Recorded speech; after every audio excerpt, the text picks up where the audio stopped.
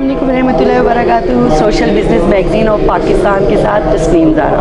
हमारे special segment new year के लिए सोशल लीडरशिप के सेगमेंट में आज हमारे साथ वेरी यंग, बहुत जवान, एनर्जेटिक अली हसन साहब हैं, जो कि CEO हैं प्रोफाइन फर्नीचर इंडस्ट्रीज़ के। आइए उनसे आपकी मुलाकात करवाते हैं। अस्सलाम वालेकुम अली हसन साहब। अली हसन साहब, आपसे ये पूछना था कि आपका माशाल्लाह ये सफ़र 16 साल की उम्र से स्टार्ट हुआ, तो आप हमारी अपनी इस सक्सेस स्टोरी और जर्नी के बारे में ज़रूर हमारे साथ शेयर करें। अच्छा, मैं जब तकरीबन 16 ईयर्स का था तो मेरा, क्योंकि हमारा उस टाइम मेरे वालिद की एक छोटी सी शॉप थी और उसी के ऊपर हमारा घर होता था।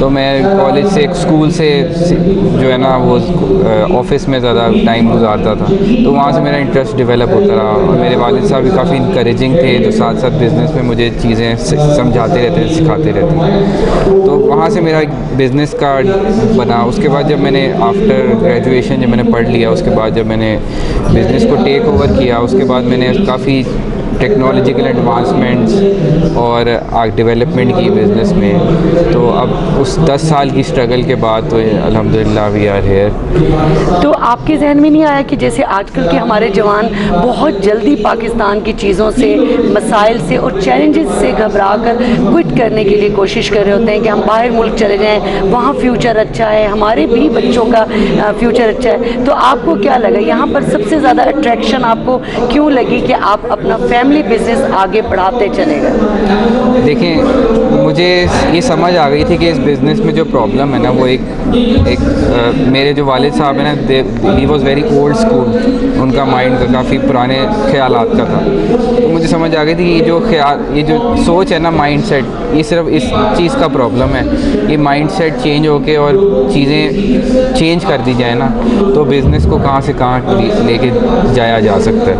तो बस ये एक मेरी स्ट्रगल थी। तो मेरे फादर से इसी बात पे काफ़ी जो है ना अनबन रहती थी कि इस माइंडसेट को ख़त्म करें और जो मॉडर्न मेथड्स हैं उनको अडॉप्ट करें।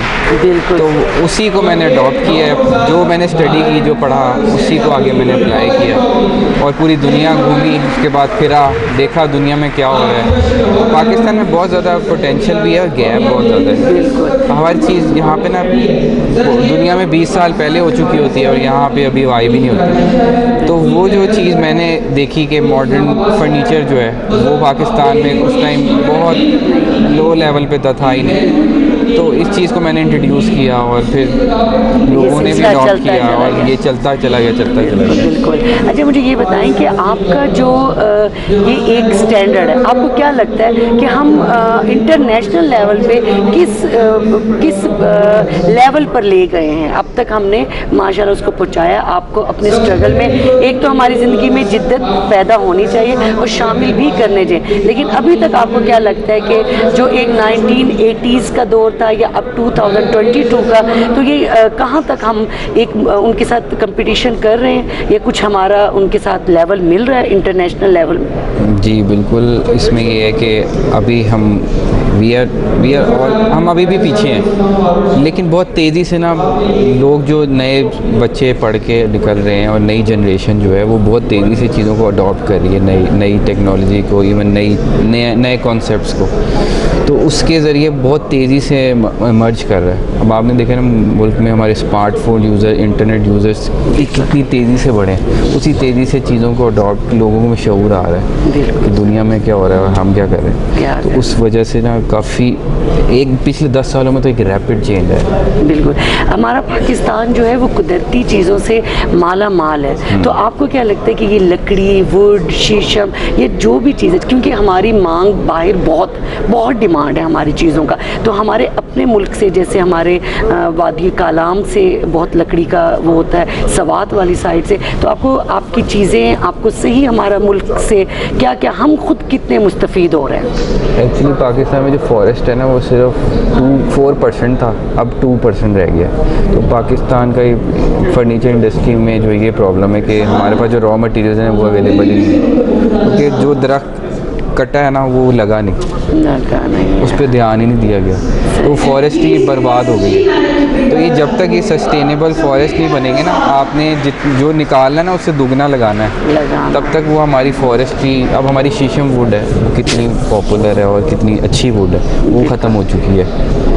तो अब सारी इंपोर्ट बेस्ड हो गई, अब जितनी भी वुड है वो इंपोर्ट हो रही है, लोकली अवेलेबल ही नहीं। तो आपने अपने जैसे जो फर्नीचर मार्केट के सारे लोग हैं, ये कोई ऐसी सोसाइटी एसोसिएशन नहीं बनाई आपने? एक मतलब इस चीज़ की नीड है कि ये अवेयरनेस जैसे शजरकारी मुहिम चल रही होती है, तो आप लोग खुद इसमें कितना अपना मतलब अमल दखल करते हैं? आपका कितना अमल दखल है पौधे लगाने में, दरख्त उगाने में और इन सब चीज़ों में? आप लोग खुद भी करते हैं? कोई एक आप लोगों की जैसे कहते हैं टीम, कमेटी, कुछ इस टाइप का भी आप लोगों ने तश्कील दी है? एक्चुअली पाकिस्तान को इस फर्नीचर में ना इंडस्ट्री का दर्जा नहीं दिया हुआ, इसकी वजह से ना कोई स्ट्रॉन्ग कम्युनिटी नहीं है।